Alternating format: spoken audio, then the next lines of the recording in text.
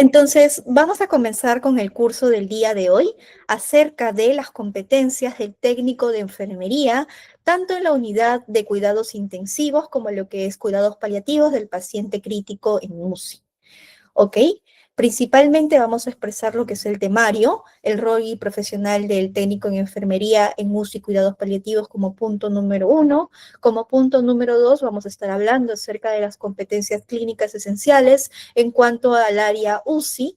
En el punto número 3 vamos a estar hablando acerca de la atención humanizada y los cuidados paliativos del paciente crítico. Y finalmente vamos a estar hablando acerca de la seguridad, de la ética y de la mejora continua del cuidado técnico en estas pues dos áreas críticas.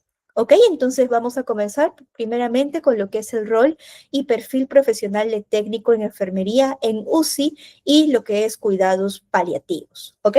Nosotros cuando hablamos en realidad del trabajo del técnico de enfermería dentro de lo que son estas dos áreas tan complejas, nos referimos en realidad a un rol determinante para lo que es la seguridad, para lo que es el bienestar de nuestro paciente, ¿no? Entonces, en estas dos áreas, donde de por sí hay un gran impacto en nuestras responsabilidades, tanto como licenciados como técnicos de enfermería, debemos contar con cierto perfil competencial en lo que es UCI, lo que es cuidados paliativos, ¿no?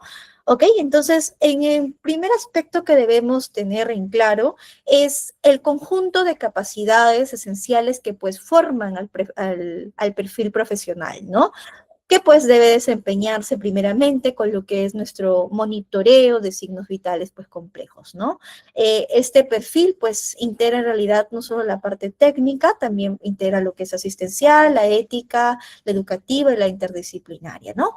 Como había comentado, principalmente lo que usualmente son más reconocidos en el área de salud es la parte técnica, ¿no? Entonces aquí se espera que el profesional tenga un gran dominio de lo que es el monitoreo avanzado de los signos vitales, ¿no? Esto en realidad no significa únicamente colocar pues un sensor o tomar la presión arterial, ¿no? Sino implica que nosotros también sepamos interpretar la información que ofrece pues un monitor multiparámetro, reconocer también patrones inusuales y registrar los valores de manera precisa y oportuna, ¿no? En el área UCI, puede existir una variación mínima, quizás una falla en el registro, lo cual connotaría a que puede existir también con ello un evento adverso, ¿no? Por eso siempre los registros deben hacerse de manera correcta. A nivel asistencial es indispensable la habilidad de manejar dispositivos invasivos. Esto incluye el cuidado de un catéter venoso central, lo que es la aspiración de secreciones también guiados por un licenciado de enfermería, supervisión de lo que es el funcionamiento de una bomba de infusión de igual forma, ¿no? Son en realidad procedimientos sensibles que requieren técnica y sobre todo criterio para poder detectar complicaciones, como por ejemplo un signo de infección en nuestro catéter venoso central, o por ejemplo quizás se haya movido y demás, con ello debemos avisar de manera inmediata al licenciado de enfermería a cargo, ¿no? En cuanto a la dimensión ética y humana, el respeto a la dignidad del paciente es lo que debe guiar todas las acciones que realizamos día a día, ¿no? Muchas veces el técnico atiende a pacientes que están inconscientes, que están en estado terminal, justamente hablando de lo que es el parte de UCI, de cuidados paliativos, pero de esa forma, sin embargo, el deber profesional exige que siga existiendo la comunicación con ellos como si ellos estuvieran despiertos, ¿ok?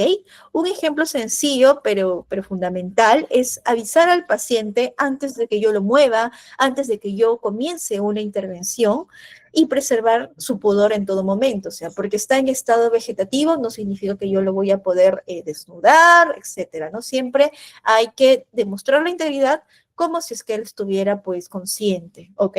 Y finalmente la competencia pues interdisciplinaria, ¿no? Que se expresa más que nada en un trabajo colaborativo, ¿no? El técnico participa pues activamente en las rondas clínicas, también participa y transmite información relevante al enfermero, al médico, y mantiene sobre todo pues una comunicación clara que facilite pues las decisiones de manera rápida y correcta, ¿no?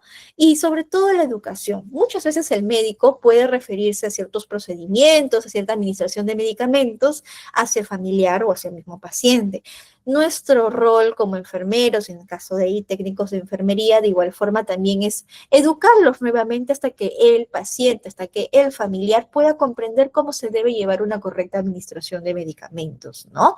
Una orientación, por ejemplo, si estamos en el área UCI, usualmente orientamos más que nada a la prevención de las úlceras por presión, lesiones por presión, ahora mismo que se llama, lo cual también amerita pues que nosotros tengamos un lenguaje que pueda adaptarse a la comprensión del paciente, del familiar, no evitar siempre lo que son tecnicismos. Por ejemplo, si yo digo cefalea, no sería lo correcto. Si yo quiero comunicarme con mi paciente, lo correcto es decir dolor de cabeza, ¿no? Evitar siempre lo que son los tecnicismos en la parte educativa, ¿ok?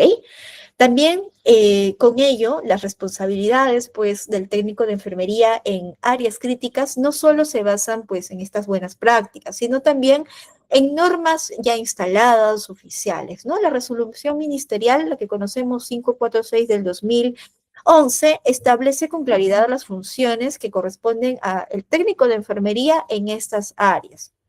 Por ejemplo, en UCI, una de sus labores centrales es pues brindar la asistencia directa en los procedimientos que se realicen, esos procedimientos críticos, ¿no? Por ejemplo, durante una intubación endotraqueal, el técnico de enfermería puede haber tenido todo el material preparado para que se realice de manera correcta, ¿no? Por ejemplo, puede verificar que el laringoscopio esté funcionando de manera correcta, puede saber si es que en realidad contamos con un tubo endotraqueal adecuado y organiza el entorno para que se le sea más sencillo al profesional médico, en este caso si realiza la intubación, lo haga pues de manera correcta. En cuidados paliativos, su función se orienta más que nada al confort, a la compañía, ¿no? Lo cual implica un tipo de atención más pausada, y pues también exigente, ¿no? El aseo diario, por ejemplo, el posicionamiento, la aplicación también de medidas para poder prevenir lo que son las lesiones por presión y también, sobre todo, pues el acompañamiento emocional son parte de lo que es el cuidado del paciente en estado ya terminal, ¿no? De manera transversal, en ambos escenarios clínicos, el registro oportuno también y veraz es muy importante, ¿no? Anotar, por ejemplo, parámetros hemodinámicos cada hora, los signos vitales, observar y avisar los cambios relevantes, comunicar también cualquier alteración y cumplir sobre todo los estándares legales e institucionales, ¿no? Junto a ello también tenemos la aplicación rigurosa de las medidas de bioseguridad, como es la colocación de guantes de manera correcta, el lavado de manos, etcétera, ¿no? Y sobre todo la ética, porque muchas veces en estas áreas nuestros pacientes y familiares nos van a compartir información bastante personal. Por lo tanto, nunca se debe olvidar lo que es la confidencialidad. No es correcto divulgar información sensible, ¿no? Eso no sería algo apropiado, es algo que debemos también siempre saber, ¿ok? En el caso ya referente a los cuidados paliativos, la técnica no basta. O sea, yo puedo saber cómo administrar un analgésico, cómo administrar una morfina, cómo apoyar en la administración, pero no solo basta ello. El profesional técnico de enfermería se enfrenta pues a pacientes, se enfrenta a familias que atraviesan un proceso bastante delicado, ¿no?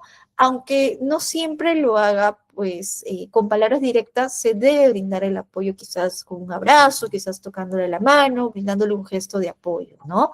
Siempre es importante hablar acerca con ellos de la empatía. Un punto muy importante, incluso lo he resaltado, no se trata en sí de, no se trata de sentir por el paciente en realidad, sino de reconocer lo que él está sufriendo, lo que él está viviendo, ofrecer el apoyo pues sin juicios y sostener emocionalmente los momentos pues que son de por sí bastante complicados. Muchas veces un gesto sencillo, sostener la mano del paciente, darle una palmada, tocarle el hombro puede marcar una diferencia en realidad enorme. ¿Ok? Asimismo, es fundamental reconocer y respetar más que nada la diversidad cultural, ¿no? En Perú convivimos con diferentes convicciones, creencias, lenguas, ¿no? Y hay que intentar adaptar nuestros cuidados a estas, pues, particularidades, ¿no? Permitir, por ejemplo, un ritual religioso, respetar una práctica familiar, no solo es un acto ético, sino también es parte de nuestro acto terapéutico y sobre todo la ética profesional, ¿no? Siempre hay que preservar la dignidad, evitar, pues, conversaciones inadecuadas en presencia del paciente, ¿no? Muchas veces, a veces hay cierta información que nos puede brindar el personal enfermero, nos puede brindar el equipo médico, debe siempre estar aislado de lo que es nuestro paciente para evitar que él también pueda llegar a sentirse mal, etcétera. ¿Ok? Con eso vemos nuestro primer escenario clínico, ¿no? Para comprender cómo se integran justamente todas estas competencias, imaginémonos un escenario habitual donde nosotros laboramos, ¿no? Por ejemplo, un turno nocturno en un área UCI, ¿no? Durante la noche, imaginémonos que un paciente presenta una presión arterial pues inestable, entonces el técnico al detectar la alteración del monitor, debe pues comunicarlo de manera inmediata, ¿no? Y preparar ya el apoyo para cuando ya el licenciado de enfermería venga, para realizar lo que es la medicación vasoactiva indicada, como por ejemplo aplicación de dopamina, etcétera, ¿no? Entonces aquí combinamos la vigilancia continua, la interpretación también correcta de los valores y una comunicación eficaz con todo el equipo multidisciplinario, ¿no? Otro momento, en el mismo escenario, una noche somos piñas y tenemos también ahí otra situación. Suena una alarma en cuanto a la saturación. La intervención en estos casos esperada es verificar si el sensor se ha desplazado, porque nos puede estar dando una falla que no es de manera correcta de nuestro paciente, ¿no? En ese caso, evaluamos al paciente si requiere, por ejemplo, quizás aspiración de secreciones y según la situación que amerita, informamos al enfermero, ¿no? La respuesta oportuna justamente va a evitar las complicaciones respiratorias mayores. También con ello, mientras tanto, en otro lado, un familiar se encuentra muy angustiado en el pasillo, ¿no? El técnico en ese caso debe pues acercarse a él, escucharlo, intentar orientarlo y ofrecerle una contención emocional. En UCI no solo se atiende al paciente exclusivamente, también se atiende a la familia, porque de por sí están pasando por un momento bastante complicado en donde muchas veces se les va a negar el acceso al familiar. Por lo tanto, también es parte de nuestro cuidado atender al familiar. Y en otro lado hay una falla del monitor. ¿Ok? El técnico en este caso debería contactar de inmediato al enfermero y también continuar una vigilancia manual, ¿no? Registrando, por ejemplo, signos vitales sin ningún tipo de interrupción, porque si en tal caso el equipo no funciona, no quiere decir que paramos. Nosotros también tenemos que seguir registrando de manera manual los signos vitales, ¿no? Resolver problemas con la serenidad debida es una competencia indispensable en servicios así de críticos como UCI. ¿Ok? ¿Listo? A ver, con eso pasamos ya un poco hablando acerca del marco ético legal de la práctica técnica, ¿no? Toda intervención que estamos ahora conociendo, o bueno, ahí recordando, debe sustentarse con principios éticos y también con principios legales, ¿no? Establecidos en un reglamento del técnico, pues, de enfermería, ¿no? La responsabilidad profesional obliga a actuar con diligencia. Un error en cuanto al cuidado de un dispositivo invasivo, por ejemplo, o una omisión en cuanto a la vigilancia puede generar un perjuicio, un daño y construir lo que es una negligencia técnica. ¿Ok? La confidencialidad es otro principio, otro pilar. En un hospital es común escuchar conversaciones en pasillos o en salas y eso de todas formas, sin embargo, divulgar estos datos médicos sin autorización va a constituir una falta muy grave. Trabajo en equipo tiene una dimensión incluso ya ética y legal, pues garantiza la continuidad del cuidado, ¿no? Cuando el técnico no comunica, por ejemplo, un evento adverso, o observa, por ejemplo, un signo vital que ha cambiado, un cambio clínico relevante, el riesgo para el paciente puede aumentar de manera significativa. Y en cuanto a la seguridad, como observamos en la imagen acerca de nuestro EPP, ¿no? Un principio irrenunciable. Sabemos que debemos cumplir las normas de bioseguridad, porque si no lo hacemos, exponemos al paciente a infecciones asociadas a la atención, lo que llamamos las IAS, lo que vamos a ver en otras diapositivas, lo cual es una complicación que en realidad se puede prevenir muy fácilmente, solo que quizás no estamos dándole el tiempo necesario para la prevención, ¿no? ¿Ok? También es importante hablar acerca de las competencias éticas fundamentales del técnico en ambas áreas, ¿no? Entonces, para cerrar esta ya primera parte, vale resaltar que el ejercicio de UCI y en cuidados paliativos exige pues un estándar ético elevado, ¿no? Como habíamos comentado, la confidencialidad se practica pues evitando comentar la condición del paciente con alguien más, con personas no autorizadas, por ejemplo, el respeto cultural, igual reconocer las diferentes creencias que opina nuestro paciente, nuestro familiar, evitando siempre juzgarla y adecuándonos al tratamiento hacia ello, ¿no? Igual la veracidad, porque si, por ejemplo, registramos un signo vital y quizás no lo estemos compartiendo, si hemos visto algún tipo de hallazgo, pues ahí también caemos en no ser tan veraces, ¿no? Algo que tenemos que sí siempre recordar. Y en caso del trato digno, se traduce en acciones concretas. Cubrir al paciente durante un procedimiento, anunciar al paciente a pesar de que esté en cualquier estado vegetativo, esté normal, cualquier intervención debe ser anunciada y proteger la intimidad, ¿no? ¿Ok? Con eso quiero saber si hay primeramente alguna consultita acerca de nuestra primera parte, ¿no? A ver si están ahí, sí, sí, creo que ahí continúan, ¿no? Ahí yo les dejé algunas preguntitas para poder cerrar nuestra primera parte, como por ejemplo, tenemos ahí una consultita. ¿Cuál es la función central de técnico en enfermería dentro de la UCI? ¿Cuál sería la función central? ¿Qué es lo que él realiza? Y veo lo que es el chat. Ok. Bueno, a ver, para que los anime un poco ahí que me respondan. Usualmente las funciones, como habíamos comentado, son los cuidados directos, ¿no? Cuidados directos, que sean seguros, que sean pues oportunos, ¿no?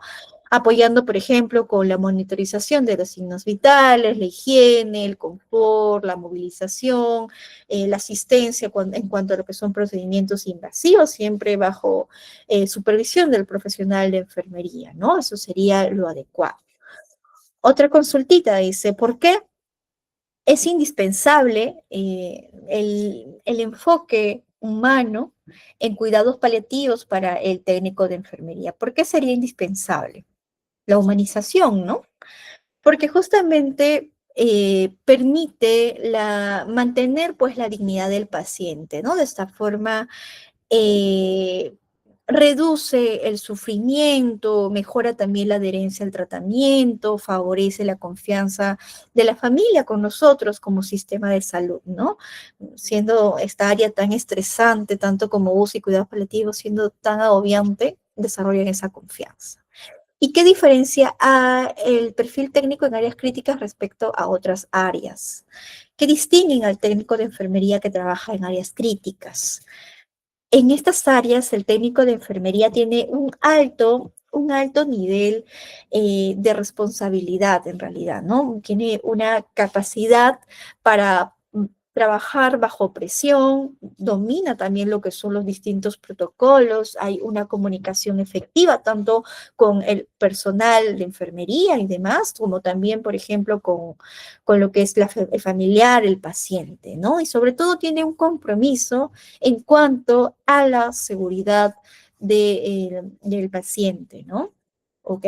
Entonces, hemos cerrado nuestra primera parte. Vamos a continuar con el tema ya número 2, acerca de las competencias clínicas esenciales de la UCI, ¿no? A ver, ¿ok?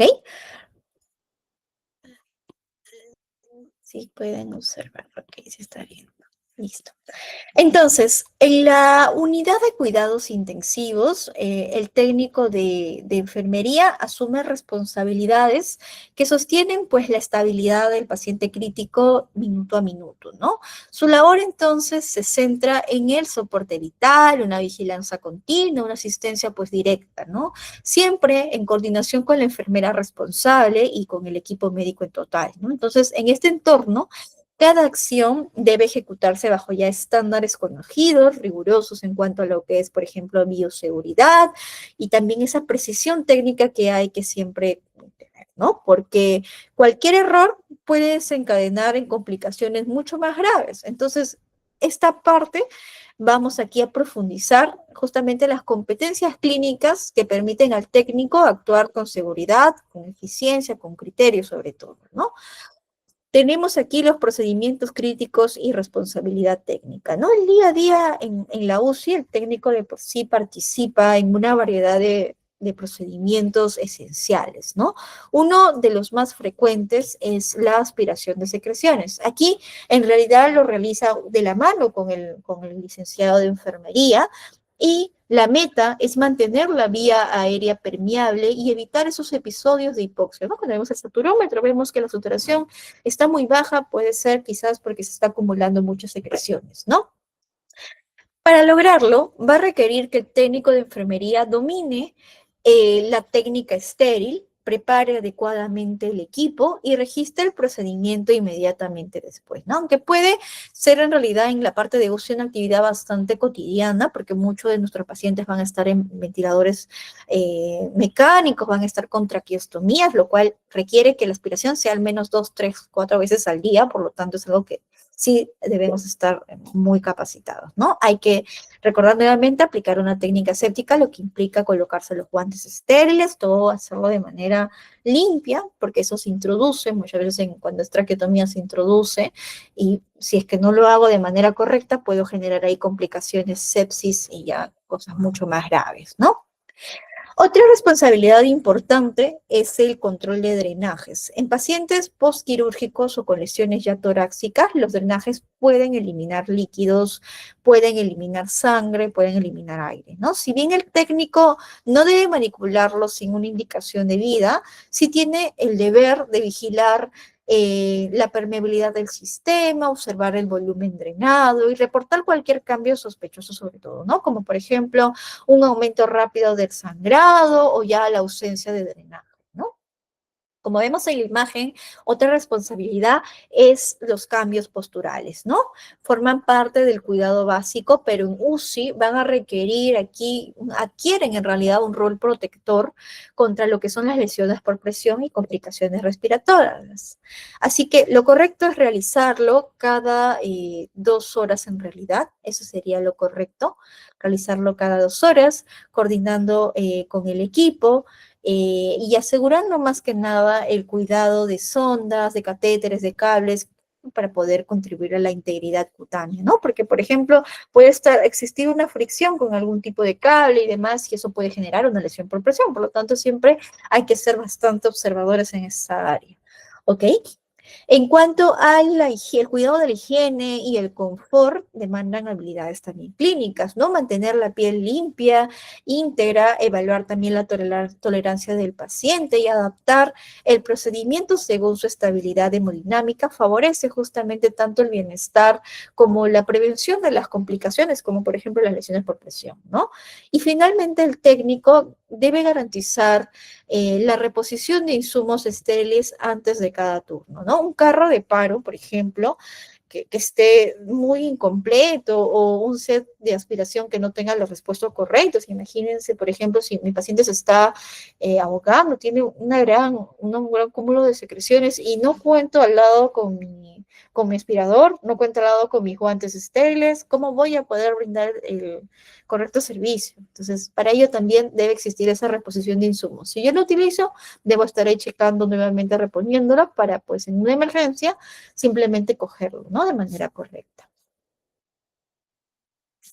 El monitoreo continuo también es uno de los pilares de la atención en cuanto a UCI, ¿no? El técnico se convierte en los ojos del equipo en realidad, ¿no? Si hay algún tipo de cambio, lo detecta y puede anticiparse ante cualquier descompensación, ¿no? Con respecto, por ejemplo, al primer parámetro de la presión arterial, se espera reconozca cuando de por sí los valores se encuentran fuera de lo normal, ¿no? En este caso, en caso ya de hipotensión, debe comunicarlo de manera inmediata, pues podría ya tratarse de un shock séptico, por ejemplo, ¿no? O ya un shock hemorrágico, un shock cardiogénico, ¿no? Y si la presión se eleva de manera bruscamente, podría estar iniciándose ya una crisis hipertensiva, lo cual tiene que notificarse de igual manera, ¿no? En cuanto a nuestra saturación, requiere igual una vigilancia continua, ¿no? Una caída repentina de nuestra saturación obliga a que nosotros verifiquemos el sensor, quizás está mal colocado, quizás se haya movido, ¿no? Con ello también revisamos el flujo del oxígeno y si es necesario evaluamos al paciente, quizás si necesite la aspiración de secreción, ¿no? En cuanto aquí a nivel nacional, según pues el MINSA, promueve bastante esta verificación inmediata como una estrategia clave para prevenir lo que es la hipoxemia inadvertida. ¿Ok? En cuanto a nuestra frecuencia respiratoria, igual un parámetro bastante sensible que cuando se altera, suele ser uno de los primeros signos de deterioro, ¿no? Un aumento que sea brusco puede aumentar lo que es la dificultad respiratoria, puede generar bastante dolor, por ejemplo, y si es que se disminuye bruscamente, puede indicar una depresión del sistema nervioso central, efectos sedantes, puede existir una fatiga muscular, lo que puede llevar a cabo ya un paro cardiorrespiratorio, ¿no? En cuanto a la temperatura corporal, es algo que debemos verificar de manera regular, ¿no? Un incremento puede sugerir que estamos frente a una fiebre relacionada quizás con algún tipo de infección y especialmente esto pues en pacientes que tienen ya un ventilador mecánico, cuentan con un catéter venoso central, pues es un signo de alarma muy, algo que debemos observar rutinariamente, ¿no? ¿Ok?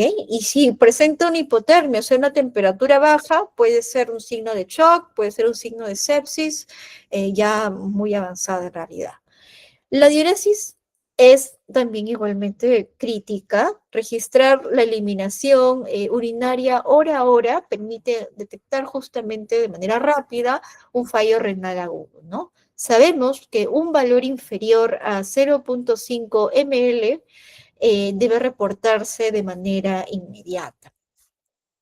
Con ello, hemos hablado ya acerca de nuestras IAs o infecciones asociadas a la atención de salud, ¿no? Las IAs van a representar de por sí uno de los mayores desafíos aquí dentro del área de UCI. Por ello, la aplicación estricta de medidas de bioseguridad no es algo que debemos tomar como opcional. En realidad es una obligación técnica, una obligación ética y legal sobre ello. En el caso primeramente del catéter venoso central, que la mayoría de las personas que están en UCI cuentan con la desinfección del punto de inserción se debe realizar en cada turno. De esta forma evitamos complicaciones como las infecciones relacionadas al catéter, lo cual pues desencadena una infección intrahospitalaria, ¿no? Mayormente esto lo realizamos junto al licenciado de enfermería, por lo que es algo que debe ser de manera rutinaria, ¿no? Si tenemos pacientes con ventilación mecánica, debemos realizar la higiene bucal, con lo que es la recomendación actualmente con clorexidina cada 8 horas, una de las intervenciones de por sí, pues consideradas actualmente más efectivas, ¿no? Más que nada para la prevención, pues, de la neumonía asociada al uso del ventilador mecánico, y esto lo podemos ver incluso en lo que son las guías técnicas del MINSA del 2022. En cuanto a las sondas urinarias, debe mantenerse pues un circuito cerrado, evitar desconexiones innecesarias. De esta forma pues reducimos el riesgo de infecciones del tracto urinario, lo cual lamentablemente también observamos muchos casos aquí en el área UCI. Y finalmente, lo que es el cuidado de piel y el lavado de manos, ¿no? La piel sabemos que es el órgano más extenso del ser humano, ¿no? Entonces requiere ahí un cuidado minucioso. Para eso existen, como habíamos comentado, los cambios de posición cada 2 horas para poder controlar la aparición de lesiones por presión y de esa forma también disminuir la carga bacteriana propia pues de la humedad prolongada, ¿no? Y por supuesto ya finalmente nuestro lavado de manos, ¿no? Que debe realizarse, habíamos visto los correctos antes y después de cada contacto, igual sigue siendo la medida más efectiva para evitar la transmisión de los microorganismos, ¿no? Entonces, este procedimiento parece básico, ¿no? Lavado de manos, pero es algo obligatorio. Se reafirma como obligatorio en todas las normas internacionales. Hasta día del día de lavado de manos tenemos de manera internacional. Hemos hablado acerca de la movilización. En este caso, la inmovilización prolongada del paciente crítico lo expone a ciertas lesiones que pueden agravarse rápidamente si no se interviene adecuadamente. Como vemos en la imagen, hay distintos estadios, ¿no? Para ello, lo primero que debemos realizar es una buena movilización y, bueno, la prevención en caso, ¿no? Las zonas donde más se desarrollan lesiones por presión son, por ejemplo, los sacros y los talones, ¿no? Requieren una especial atención. Los cambios de posición junto al uso de almohadillas, taloneras, colchones antiescaras permiten reducir la presión directa y mejorar pues la circulación, ¿no? En áreas como codos, un masaje suave, por ejemplo, con cremas hidratantes, va a ayudar a mantener la elasticidad de la piel. En caso de la zona lumbar, puede requerir ya, como habíamos comentado, el colchón antiescaras, ¿no? Cuya supervisión debe ser constante para asegurar, pues, que mi colchón está bien, porque puede que haberse colocado una agujita y puede ya no estar funcionando de manera correcta, ¿no? Debemos ahí checar el correcto funcionamiento. Y en caso el paciente esté postrado, conectado a ventilación mecánica, la movilización debe realizarse con la ayuda al menos de 2 personas. Usualmente lo realizamos con el licenciado de enfermería, el técnico de enfermería, para que pues mantengamos una alineación corporal, revisando pues la posición de las ondas y protegiendo los tubos también del ventilador que no se mojen, por ejemplo, ¿no? Con ello tenemos un caso clínico, aquí en UCI también, ¿no? Para entender justamente cómo se aplican estas competencias de manera integrada, revisemos este casito. Vemos que en un paciente la saturación se está disminuyendo. En estos casos, la primera intervención es verificar la cánula, ¿no? Y evaluar también la necesidad de la aspiración de secreciones y justamente esta actuación demuestra lo que es nuestra vigilancia activa y capacidad, pues, para priorizar, ¿no? En otro lado está existiendo una hipotensión súbita. Entonces aquí el técnico debe notificar de manera inmediata y preparar la fluidoterapia según la indicación profesional, ¿no? Entonces, en situaciones como por ejemplo traumatismo abdominal o hemorragias internas, esto va a ser muy importante porque es algo súbito en minutos, ¿no? Una sonda urinaria sin drenaje. Cuando la sonda urinaria deja de drenar, se debe revisar si existe una obstrucción, rectificar la posición de mi catéter y comunicar también la situación, ¿no? Una diuresis nula puede ser un signo de shock o también de lesión renal. Y en cuanto a una familia en crisis emocional, que también es algo que podemos observar cuando estamos frente a un paciente politraumatizado, el técnico aquí debe brindar una contención emocional, explicar también con claridad lo que está de por sí dentro de su competencia y orientar adecuadamente a la familia, ¿no? Ok. Listo, con eso pasamos también al manejo básico de ventilación mecánica, ¿no? Aunque la regulación de los parámetros del ventilador recaen exactamente a lo que es la parte médica o el mismo enfermero especializado y en UCI, el técnico también cumple funciones muy importantes, como por ejemplo la verificación de conexión del circuito, asegurando que no exista algún tipo de desconexión accidental, lo cual incluye que debamos revisar la fijación endotraqueal, confirmar que el paciente pues no presente signos de fuga aérea, ¿no? En cuanto a nuestra humidificación, necesaria pues para mantener una vía aérea limpia, una vía aérea permeable que requiere pues aquí cambiar el agua según el protocolo, evitando contaminación y condensación excesiva. La aspiración cerrada, realizada también pues con técnica estéril, disminuye también el riesgo de lo que son las llamadas IAS. Y la observación al paciente también es importante porque nos permite detectar signos de esfuerzo respiratorio, agitación, desincronización, etc. ¿Ok? Con eso pasamos a unas consultitas de nuestra segunda parte para ya desarrollar la tercera. Tenemos aquí qué parámetros básicos debe identificar el técnico durante la monitorización del paciente crítico. ¿Qué parámetros debería realizar? Los signos vitales, ¿no? Sabemos qué es la frecuencia cardíaca, sabemos qué es la saturación de oxígeno, la frecuencia respiratoria, presión arterial, nivel de conciencia, temperatura, y si hay algo que reportar, debe realizarse de manera inmediata si observamos cualquier alteración en esas índoles, ¿ok? ¿Qué cuidados se deben cumplir para prevenir infecciones asociadas a dispositivos invasivos? Las medidas de bioseguridad, ¿no? Una higiene de manos estricta, un manejo aséptico de material, la vigilancia acerca de los signos de infección, el mantenimiento limpio y seco de, por ejemplo, los accesos y también, como habíamos comentado, el reporte pues inmediato. Si vemos, por ejemplo, enrojecimiento, si vemos sudoración, debe reportarse de manera inmediata porque quizás requiere un cambio. ¿Cuál es el objetivo de la movilización temprana en pacientes críticos? Habíamos comentado que era prevenir las lesiones por presión, ¿no? Pero también prevenimos con ello las complicaciones respiratorias, una trombosis venosa profunda, la pérdida muscular también, mejorando la recuperación funcional de nuestro paciente. ¿Ok?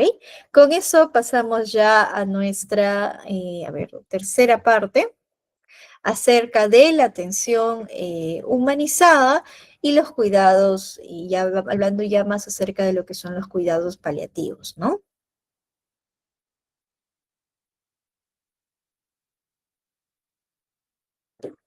Ok, en la atención del paciente crítico que ya está en una fase terminal, el técnico cumple una función muy significativa. Su presencia constante permite aliviar no solo el sufrimiento físico, o sea, del dolor, sino también vamos al índole emocional y espiritual, ¿no? Tanto, no solo para nuestro paciente, sino en general también para la familia. Por ello, conocemos primeramente los principios del cuidado paliativo según la OMS. Los cuidados paliativos se rigen por principios que orientan la atención hacia la calidad de vida, ¿no? Vemos ahí que el primero es acerca de la dignidad, que implica en realidad un trato respetuoso en cada interacción, evitando actitudes que lo infantilicen, minimicen o ignoren al paciente. Incluso cuando éste esté inconsciente, el respeto sigue siendo algo indispensable, ¿ok? Explicar cada procedimiento, cubrir su cuerpo durante la higiene o evitar conversaciones inapropiadas cerca de él, son actos concretos que van a preservar el valor que él tiene como persona, que aún sigue teniendo y que siempre lo tendrá. La comunicación es otro pilar esencial, escuchar activamente, siempre evitar cortarle si está comentándonos algo, todo ello también es parte de, ¿no? El alivio del sufrimiento es un objetivo también permanente. Aquí el técnico desempeña más que nada mediante medidas de lo que son confort, con el aseo cuidadoso, el posicionamiento adecuado, el uso del silencio terapéutico cuando las palabras pues ya no son necesarias, ¿no? Soporte familiar también forma parte del rol técnico, explicar con calma lo que son los cambios del estado clínico, orientar sobre cómo participar en el cuidado y ofrecer también un espacio de escucha activa, permite reducir la angustia que pues lo va a acompañar en toda esta situación complicada, ¿no? Y la multidisciplinaridad, ¿no? En este caso, el trabajo multidisciplinario en cuidados paliativos integra enfermería, medicina, psicología, nutrición, etcétera, ¿no? Entonces, el técnico forma parte activa de este equipo y contribuye desde su cercanía diaria, pues, al paciente, ¿no? Con ello pasamos a los cuidados de confort y prevención del dolor, ¿no? El cuidado del confort es una intervención terapéutica en sí misma. La higiene corporal, realizada de manera diaria o según la tolerancia, no solo ayuda a mantener la integridad de la piel, sino que genera ese bienestar físico y emocional. En pacientes terminales, un baño tibio, un cambio de ropa, un peinado suave, puede restaurar la sensación de dignidad y de cuidado. El control de la posición es igualmente relevante. Los cambios suaves, no simplemente moverlos, tiene que ser un cambio suave. Cada 2 horas evita también el dolor, también como lo que son las úlceras por presión, ¿no? Entonces, en esta etapa los movimientos deben ser pues lentos, deben ser explicados y coordinados respetando las limitaciones de nuestro paciente, ¿no? Un ambiente tranquilo complementa también estas medidas, ¿no? Regular nuestra iluminación, evitando ruidos intensos, manteniendo la temperatura adecuada, lo va a ayudar también bastante. El cuidado de la vía oral, los dientecitos, la piel, se convierte también en una necesidad prioritaria. Humedecer los labios, quizás si está muy deshidratado, aplicar hidratantes, retirar secreciones de la cavidad bucal, oral, disminuye molestias y también evita lo que son lesiones. Y finalmente el contacto humano es esencial. Muchas veces la presencia silenciosa del técnico, como sentarse al lado del paciente o sostenerle la mano, transmite un mensaje profundo de acompañamiento y de seguridad. Es algo que no debemos nunca olvidar. La comunicación con el paciente y la familia, ¿no? Trasciende de lo verbal en realidad. Es una herramienta terapéutica que fortalece la confianza y alivia el sufrimiento emocional, ¿no? Cuando un paciente, por ejemplo, se muestra bastante ansioso, escucharlo sin interrumpir es un acto de contención. En ocasiones expresar toda esa ansiedad que ellos te mencionan es suficiente para poder disminuir la angustia. Familia con negación de igual forma, ¿no? La familia también enfrenta estos procesos bastante complicados. La tarea del técnico es informar con claridad y empatía sin ser brusco, sin ser invasivo, ¿no? Explicar, por ejemplo, que la disminución del apetito o la somnolencia prolongada son parte del proceso natural, que pues de esa forma lo invitamos a avanzar a la aceptación, ¿no? Y al duelo inmediato. Durante la fase de agonía, el silencio, el acompañamiento físico se vuelven más significativos que yo me ponga a explicarle eh, todos los pasos, ¿no? Que me ponga a explicarle los signos. Entonces, con ello ya es suficiente. Validar sus emociones, promover esa contención emocional nos va a ayudar bastante. Y como había comentado, hay ciertos síntomas que expresa nuestro paciente cuando ya está llegando a la etapa terminal, ¿no?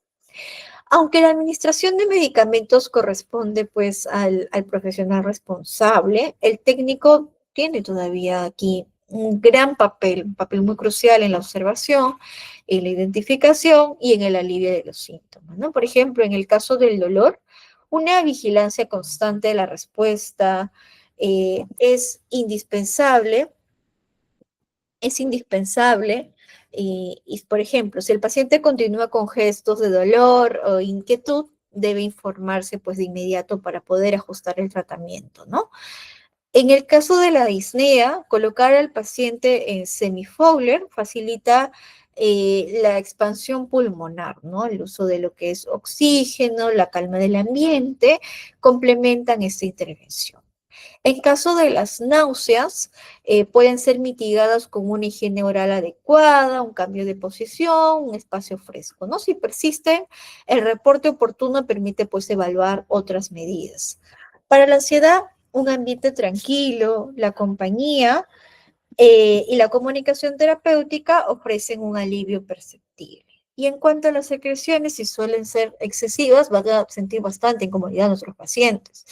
Una aspiración suave, realizada con una técnica correcta, reduce el ruido respiratorio y mejora el confort. Por ejemplo, imaginémonos un paciente con cáncer avanzado, sin respuesta verbal, con una respiración irregular, ¿no?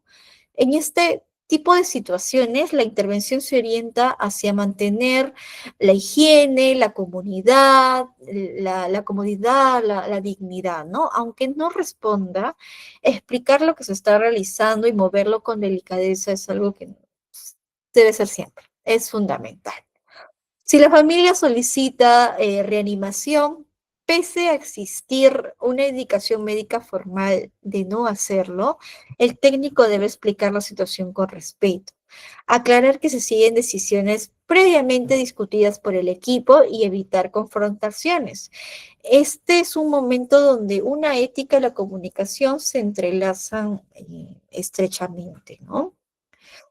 Durante el turno nocturno, si el paciente fallece, corresponde notificar al profesional a cargo, preservar la dignidad del cuerpo y seguir el procedimiento de postmortem, de embalsamiento, según las normativas institucionales donde nosotros estemos laborando, ¿no? Para eso también es importante hablar de lo que es la espiritualidad y el acompañamiento final, ¿no? Entonces, en estos últimos momentos de la vida, las necesidades espirituales cobran un valor especial. Un ambiente tranquilo, con paz, con serenidad, con música suave, ayuda a disminuir esta ansiedad, ¿no? Si el paciente o la familia lo solicita, brindémosles quizás ahí las facilidades para que puedan ingresar, ¿no? En este caso, la comunicación final también es importante, ¿no? Por ejemplo, quizás facilitar una videollamada o una visita para que puedan despedirse dignamente. Y al respecto, a lo que son los ritos culturales, ¿no? Desde la colocación, por ejemplo, de objetos simbólicos, de imágenes, por ejemplo, hasta prácticas breves de oración, favorece la dignidad y la humanización del proceso. También es importante que, aparte de los signos que ellos puedan expresar, también hay ciertas señales de los últimos días de vida que debemos conocer para ir anticipándonos al momento, ¿no? Por ejemplo, la disminución del nivel de conciencia que indica que el paciente está entrando a una fase menor de respuesta, ¿no? Entonces, este punto debe evitarse estímulos innecesarios como ruidos fuertes o movimientos bruscos. La respiración irregular con pausas o cambios en el ritmo requieren colocar al paciente en una posición pues cómoda y tranquila, ¿no? Disminuyendo cualquier sensación de disnea.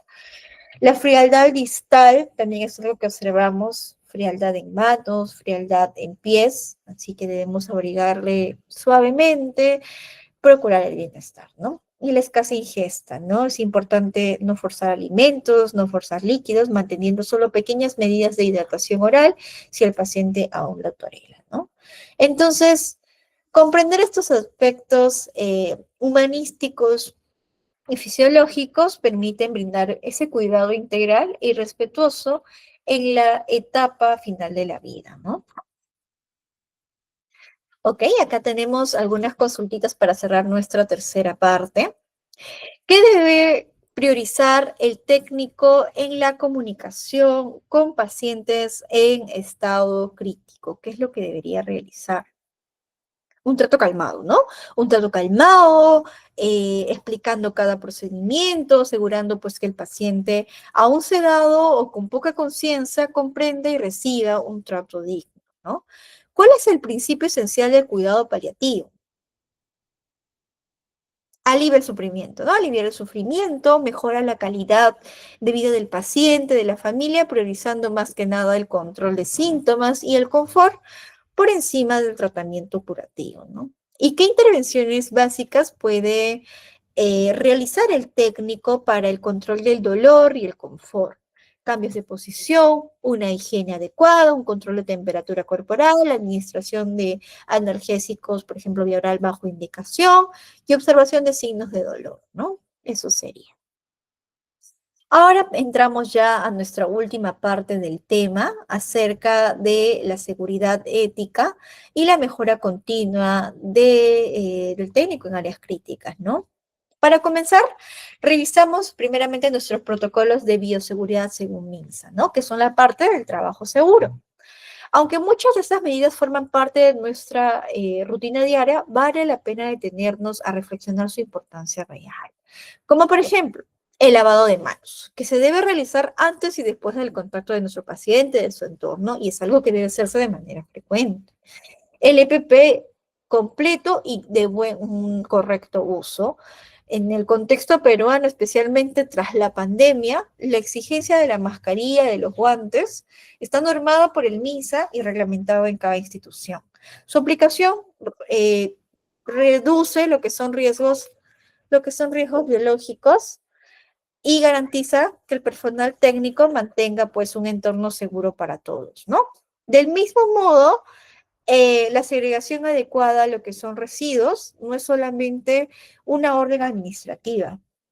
Evita en realidad exposiciones innecesarias y facilita que el material contaminado pues sea tratado de manera correcta.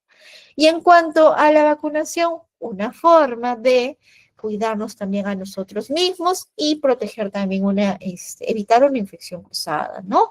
Aplicación de nuestra influenza, nuestra hepatitis B, según el calendario institucional. ¿Ok?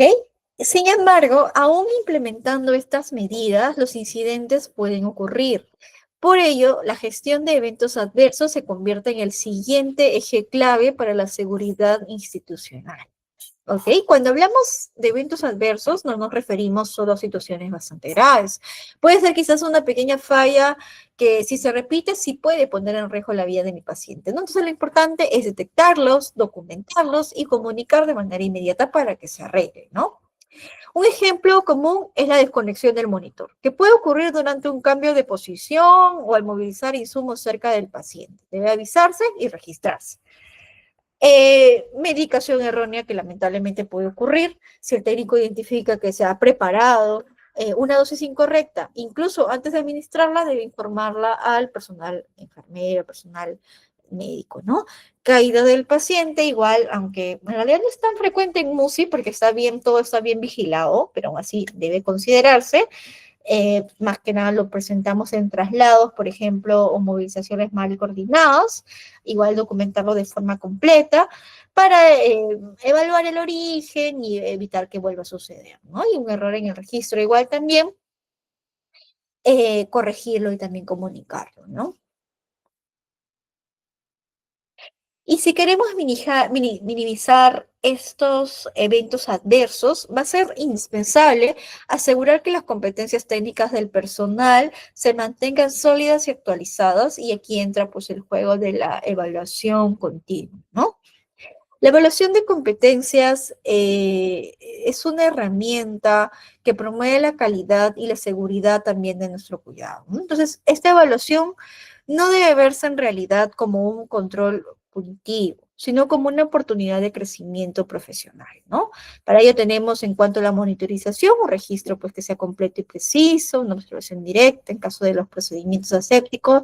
La supervisión aquí es clave, ¿no? Que un técnico cumpla rigurosamente los pasos de protocolo de aspirar secreciones y demás, demuestra ese dominio técnico.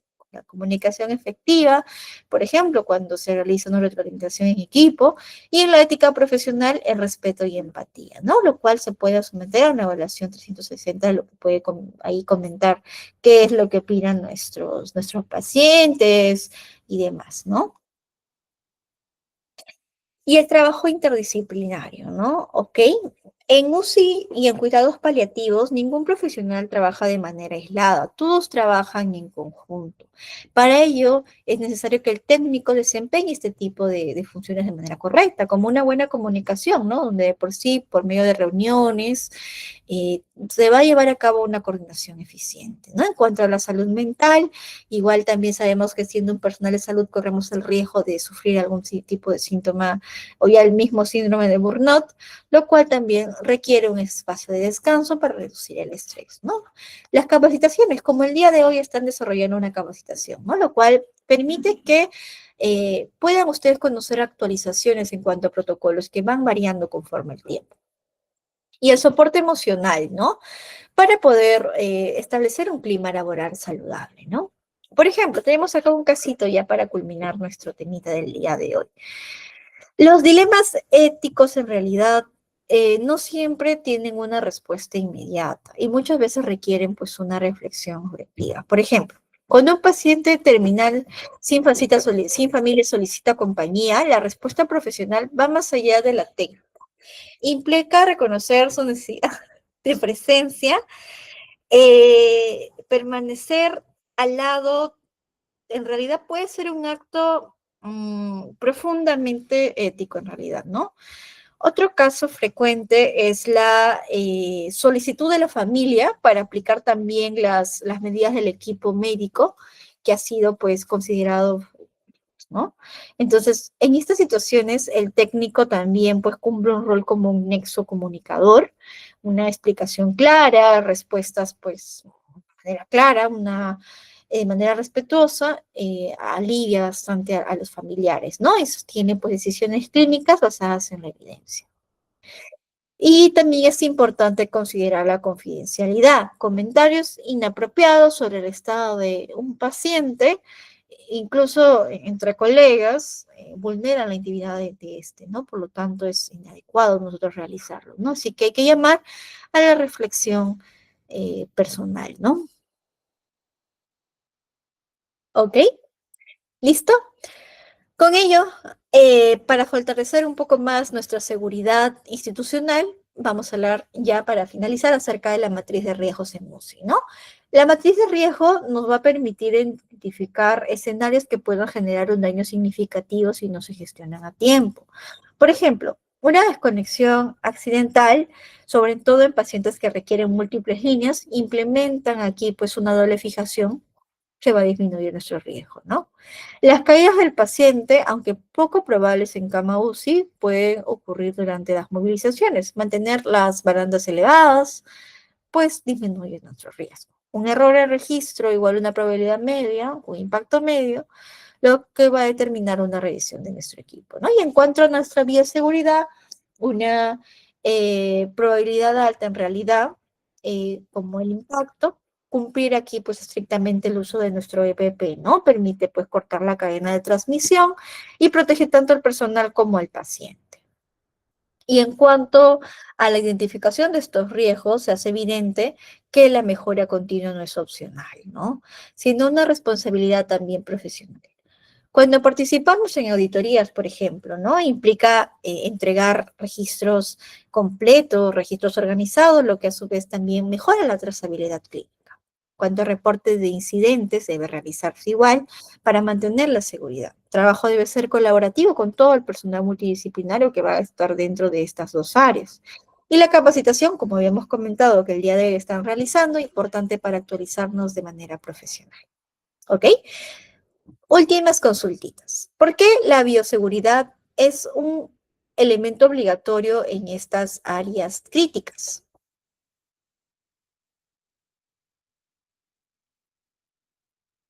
Porque protege al paciente en realidad, al personal, al mismo entorno, ¿no? Reduciendo pues también así el riesgo de infecciones, de exposición a fluidos corporales y eventos adversos. ¿Cómo contribuye el técnico a la gestión de riesgo y a la prevención de eventos adversos? Identificando, por ejemplo, situaciones inseguras, notificando incidentes, cumpliendo lo que son los protocolos, manteniendo equipos y dispositivos pues en buen estado. ¿Y qué implica la ética profesional en el trabajo dentro de la UCI? Respetar la confidencialidad, ¿no? Que habíamos comentado. Ofrecer cuidado sin discriminación, actuar siempre con responsabilidad, priorizar la seguridad del paciente y reconocer los límites del propio rol técnico, ¿no? Eso sería. ¿Ok? Entonces, con ello ahí les dejo las referencias utilizadas el día de hoy y con ello, pues, les dejo un momento, pues, de preguntas. Si hay alguna consultita acerca de lo que hemos hablado el día de hoy, pueden hacerlo en estos momentos para yo poder brindarles la respuesta. ¿Ok? Si están ahí, ¿no? Sí, licenciada, muchas gracias. Bueno, como menciona la ponente, en esos momentos entramos a la ronda de preguntas, en la cual pueden activar sus micrófonos o escribir en el chat las dudas que tengan o también confraternizar sobre algún caso en el área de su trabajo para que la ponente también pueda resolver sus dudas, ¿no?